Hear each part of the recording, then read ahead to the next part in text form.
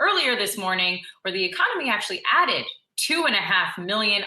Unemployment fell to 13.3%. Of course, we were expecting 8 million in job losses. So to chat more about this, I just want to bring on Brian Levitt, Invesco Global Market Strategist. Hey, Brian, I just want to jump straight into it. We were chatting a little bit earlier with Michelle, who had a little bit of a pragmatic view on the report. Are you sharing the same sentiments, or are you jumping up for joy right now?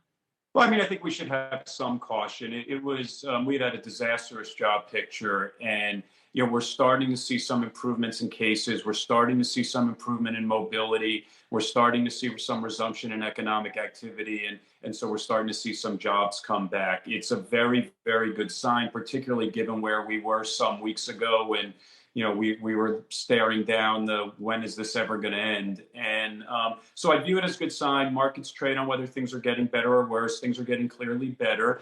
But, there's still risks here. We still need to see how successful these reopenings go. And can we reopen in a safe way without seeing cases pick up meaningfully? That's going to be critical for markets. That'll be critical for the employment picture. So to that end, how are you trading through the next couple of months? I know you had written in a note that the switch to value was too soon. Talk us through that.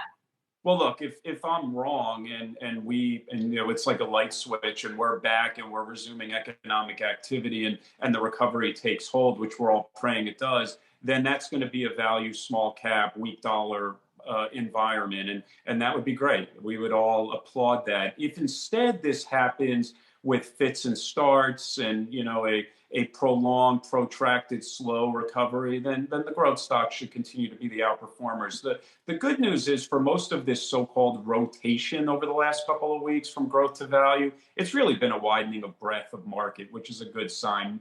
Something like 95% of S&P 500 companies above their 50-day moving average. So it's not that, we gave up on growth. It's that the market breadth has widened. I think what investors should be focusing on more is long-term.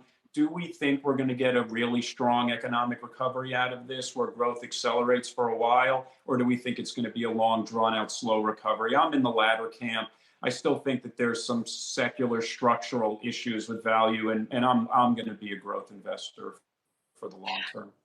So quickly with you before we go, I was reading earlier, Peter Chur at Academy Securities said he switched all the way bearish. I know you said that you're anticipating a much longer recovery. What are your thoughts on that?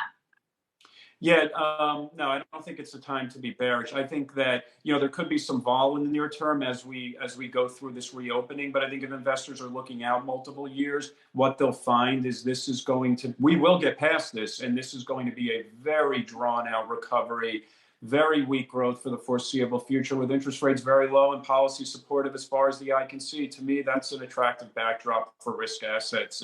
And so I want to be in equities and credit in that type of an environment. All right. Brian Levitt, Invesco Global Market Strategist. Thank you so much for your time. And Thank just you. one more